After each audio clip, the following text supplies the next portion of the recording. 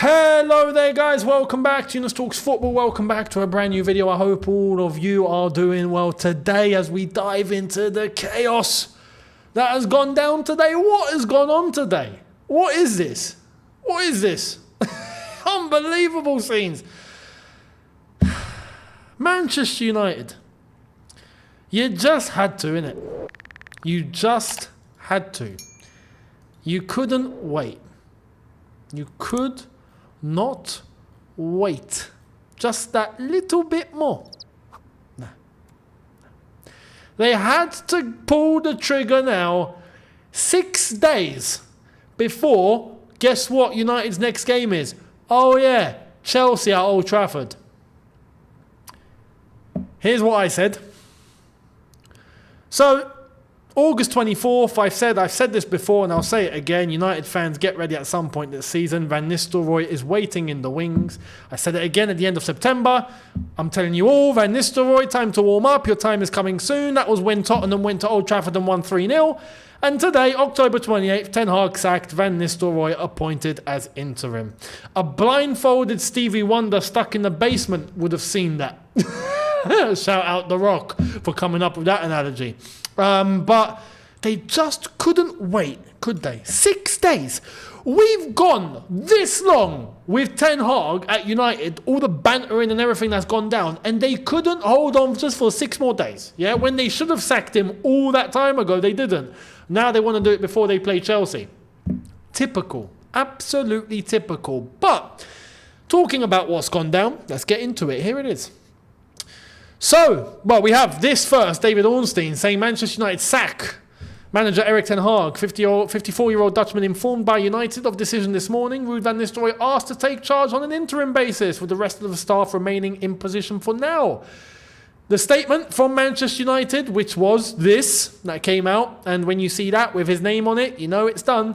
Erik ten Hag has left his role as Manchester United men's first team manager. We are grateful to Erik for everything he has done during his time with us and wish him well for the future. Ruud van Nistelrooy will take charge of the team as interim head coach, supported by the current coaching team whilst the permanent head coach is recruited. Typical, typical, typical. Now, why did this go down? What's going on behind the scenes? Here's more. Sam C saying United sources confirmed they wanted to give Erik the opportunity to work within the new sporting structure, but ultimately neither the results nor the performances have been good enough across last season and into this one. So he's lost his job. And like I said, this should have happened. He shouldn't have got that extension. But when he did get that extension and they brought in Van Nistelrooy, it was obvious. They couldn't get a manager in the summer. They thought, let's buy some time, but let's get in Van Nistelrooy just in case. And boom, they've got themselves a contingency plan that they've managed to pull on now. So here is Van Nistelrooy. Understand Van Nistelrooy will be Man United interim manager as exclusively revealed earlier today. He's the immediate replacement for Erik ten Hag. Decision made internally. It's like I said, you could have seen this coming from a mile away, right? Now, is Van Nistelrooy going to get the job full-time? Well, here's more. Understand that United wanted to only sack Ten Hag when they had a replacement lined up, but ultimately enough is enough. Goes back to my point. They couldn't find anyone in the summer, could they? Well, they had Thomas Tuchel if they really wanted him, but finders keepers. Club sources confirmed to me that Ruud van Nistelrooy will take charge of the team in the short term, while United make a permanent appointment. So this basically, I think, means they can look at the end of the season as a time for when they're going to make a permanent appointment. They don't need to do it right now, which does open up some doors. We've heard that apparently they're interested in Nagelsmann, who is currently with Germany. But the thing with Nagelsmann is that the 2026 World Cup is coming up. You know, much like Thomas Tuchel's gone to England. These are guys that are going to be looking forward to their national team competitions. And the World Cup is the next one. So I do think that United are interested, but will Nagelsmann entertain it? TalkSport tried to say he is. It's TalkSport. I'm not listening to them. I don't think that he will. Which leaves the door open to some others. Now, all our choice would be Gareth Southgate, wouldn't it? Surely, yeah. Ten Hag out, Southgate in. Beautiful transition for the banter, of course. But we heard recently Southgate is not going to be taking a job anytime soon. However, end of the season, maybe some time out, he gets to relax a little bit and take charge at the end of the season. It's a possibility. He's apparently the bookies' favourite, but don't listen to the bookies. Not in today's age. The bookies are not what they used to be. Odds don't mean a thing anymore. Odds used to mean something because it used to be insider information. Now insider information comes out in the space of 5 seconds just on Twitter. You don't need the bookies, so they know that, and they try to just create as much fuss as they can just to get, punters through the door to place odds. That's their only sole objective. It's not even to try and get the most likely guy for people to bet on. It's just, let's just try and find a way to make money here. So don't listen to the bookies. What is coming out is this. Understand from Richard Martin that Xavi is not among the candidates to replace Erik ten Hag. He is committed to completing his sabbatical after leaving Barcelona in May, and he's enjoying his first proper break after 25 years in football. It's a long time. I'm sure he is enjoying his break. But, like I said at the start, maybe at the end of the season. Same case for Gareth Southgate, who apparently wants to take a break too. This is why Van Nistelrooy coming in was such an obvious plan. It was so clear. Anyway, here's another one. So, Jamie Jackson saying Thomas Frank has emerged as an early favourite to succeed Erik ten Hag as the Man United manager after the Dutchman was sacked on Monday. Now, Thomas Frank has spoken today saying that, look, he's committed to Brentford and the mission at hand, for the club and for the fans and whatnot. But he did say, well, when it comes to the future, we don't know what's going to happen. As far as I'm concerned, that means you're interested. And how can you not be? Brentford to Manchester United? Well, actually, that probably would be a downgrade at the moment. But not to banter United in that sense, it is still Manchester United. It's another level. So let's wait and see. Thomas Frank, I think definitely a contender. I think another contender that people are missing out here, who I think is the favourite and I think will get the job, is, drum roll please,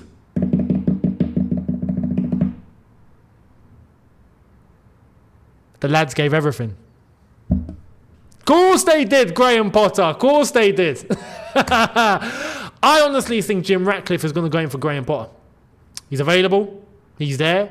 There was previous interest. We know he likes him. He's a yes man. He's a really, really nice guy. Too nice. That probably fits the mold. So I honestly think, and including, having Chelsea on his CV, I think Graham Potter's going to get the job. He's not going to cost too much. I see Graham Potter at Man United. And if that's the case, I'm not worried about United. Like I said, I think I would be less worried if it was Gareth Southgate. But Graham Potter at United, honestly, my honest prediction, this isn't me trying to banter, I think United are going to go in for Graham Potter just because of Jim Ratcliffe. We'll wait and see, though. We'll wait and see. Let me know your thoughts down in the comment section below. We shift attention to the big gala, the big event that's going on this evening, which used to be such a prestigious award. And now it's a joke. But let's see what's going on with the Ballon d'Or, because oh boy, did it kick off today. Starting off with this, Chelsea insiders believe Cole Palmer's best years are still ahead, even bigging him up as possibly the first Englishman to win the Ballon d'Or since Michael Owen back in 2001. They also hope Palmer can become the poster boy for Chelsea. Now, some people are going to be shocked by that if you were not old enough to have been there and seen it. Yes, Michael Owen won the Ballon d'Or in 2001. Michael Owen was a top player. Can we just... His punditry and analysis actually shocks me, because when he was young, he spoke like an absolute adult. So mature. I don't know what happened along the way, but his takes just started to go left. Anyway, as a footballer, one of the best finishers that we've had, especially in England. I remember growing up, I used to watch Michael Owen as an example. His finishing, every time you wanted the ball in a corner, you call Michael Owen. He'll put it there. Injuries wrecked him. Let's just be honest. Injuries wrecked him. He peaked too early as well. 17 Argentina World Cup. We saw that. And he had a great early start of his career. And then it just went south because his body just broke. It just broke. So Michael Owen won it in 2001. But that was the Ballon d'Or when it was the European Ballon d'Or. It wasn't like the world Ballon d'Or. It was mainly a European Player of the Year, which is what the Ballon d'Or was at that time. But he won it. And it is still the same award that is being given out now. And Cole Palmer can absolutely win the Ballon d'Or. Now, I'm not saying that's going to happen tomorrow. Let's put some perspective on this. Let's be real. He's not going to win it next year either. But 2026, we see where Chelsea might be. We see where England will be with Thomas Tuchel. Because at the end of the day, to win this competition, you need to be playing well yourself. And your team needs to be winning things. That's just the way that the Ballon d'Or is. You're not going to win it single-handedly, as you should, because that's what the Ballon d'Or should be. But, your team needs to be winning things too. And Chelsea right now are not there. I'd like to think next season we're playing Champions League football, which will help his cause. I'd like to think the season after that, we should at least be in contention for the title, and England with Thomas Tuchel and Cole Palmer at the forefront should be doing big things. That's why I would say to Cole Palmer right now, keep doing what you're doing. The way that you're heading, have your eye on 2026. This could be yours. It could be yours. And let's be honest, the selection for the Ballon d'Or is just, it stunk up the place, man. It's not like what it used to, it used to be just Messi and Ronaldo. But the level of footballers has dropped, hasn't it? It just has. Anyway, Cole Palmer has been given his place for this year's Ballon d'Or, which is, Cole Palmer has been ranked 25th for the 2024 Men's Ballon d'Or. Now, people are getting agitated about this. I'm not, right? I understand that the Ballon d'Or is a farce, but what you're seeing tonight in terms of the rankings and who's winning it is based, the majority of it is based on last season. Last season, Chelsea were in the trenches, right? We just about made sixth. We didn't win anything, and Cole Palmer had his first breakout season. I'm not really expecting him to be top 10, So I get it. Now, if you're going to take this season into context as well, which is not what they do, it's based on the end of last season and the whole of last season. That's what it is. That's why the Ballon d'Or is given out now. Because they're not judging on this season. They're judging on this season as well. Vinicius wouldn't be anywhere near it. Let's be honest. But he is because of last season. Rodri, because of last season as well. Rodri, to be fair to him, should have won it the year before when Messi won it. But people are going to say, yeah, but Messi won the World Cup. This is what I'm saying. Your team needs to do well. When Rodri was there, basically the keystone to Man City winning the treble, no one looked at him. Or he finished second or third that year or something. But now we're hearing tonight, Vinicius, Rodri, we'll see. There is another name that I'm about to mention, but Cole Palmer, your time will come. Keep doing what you're doing. Just your time will come. Your time will come. It's not going to happen now. Chelsea need to up the levels overall, and then we'll see what happens. But talking about tonight's Ballon d'Or, oh boy. Kicking off left, right, and centre. Well, firstly, this happened. Anthony will not travel to the Ballon d'Or ceremony as he has been informed by the French Football Association that he will not win it. Obviously, that's a joke. If you didn't realise that I'm being sarcastic, then you don't know me very well. But let's get to the real stuff. Here was Fabrice Hawkins earlier on tonight with the bombshell that kicked everything off. This got 4.3 million views on Twitter from the time it was put up earlier on this evening or this afternoon, saying that basically the entourage of Vinicius Jr. are convinced that he will not win the Ballon d'Or, and everyone in Madrid shares that sentiment. If I'm basically, yes, there's the translation. I just realised you can actually just hit the flipping translation. But Real Madrid, as a result, have not travelled. So Fabrizio then came out and said Vinicius will not travel to Paris as Real Madrid know he will not win the Ballon d'Or. No one from Real Madrid will attend the ceremony. No Perez, no Vini, no Ancelotti, no Bellingham, who we know is going to be finishing third, we believe, in this year's Ballon d'Or. This means Rodri is going to win the Ballon d'Or tonight. Now, before I get to the last thing that I want to show you about Vinicius, I'm going to mention this about Rodri. Yeah, people are going to say, no, it's a robbery, it's a robbery, it's a robbery. Like I said, Rodri deserved it when Messi won it, as far as I'm concerned, but no one gave it to him then. Vinicius had a great season last year, but so did Rodri. Yes, Vinicius won the Champions League too. Cool. But when Rodri done that, no one looked at him. They gave it to Messi.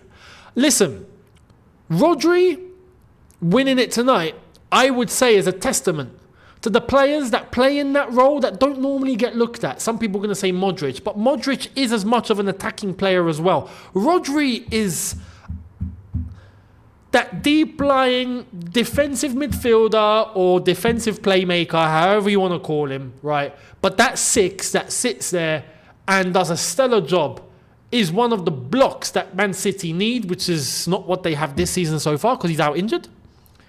He's attending the ceremony on crutches, for that matter. I think that there are players in that role that get overlooked. There are players in the past that do play that position that just, they could not get ahead of Messi, Ronaldo. You know, let's be real. Xavi should have won a Ballon d'Or, never did. Iniesta should have won a Ballon d'Or. He's a bit more attacking, but never did. I would go as far as to say, even, would you say that Makalele deserved one? Kante, more recently, did he deserve one? Jorginho finished third when Chelsea won the Champions League and Italy won the Euros. Again, based on the team. But Jorginho was Player of the Year, the UEFA Player of the Year, and did end up getting third in that Ballon d'Or as well. So those players that do play a vital role, but they don't score the goals, they don't get all the assists, but they're absolute cornerstones for teams, they do get looked over. They get brushed to the side. Rodri winning it, I wouldn't be against. I wouldn't be against one bit. I really wouldn't. And I'll be honest. Look, the level of footballer has dropped. It has. For being overly honest, it has. Who have we got now that we can really look at and go, whoa? There's not many options. You can argue, look, there's Vinicius. Yeah, you could say Bellingham, but look, we're seeing this season what's going on. It's not looking good. You can say Mbappe, cool. You can say Haaland. Anyone else? Some Chelsea fans will say Cole Palmer. I think he'll get there. He'll get there, right? But you look at the vast amount of ballers that used to exist. I mean, back in the day, you had Ballon d'Ors and you'd be like, oh my God, who's going to win it? Before Messi, Ronaldo, it was literally like, oh my goodness, I don't know who to pick. I don't know who to choose. You know?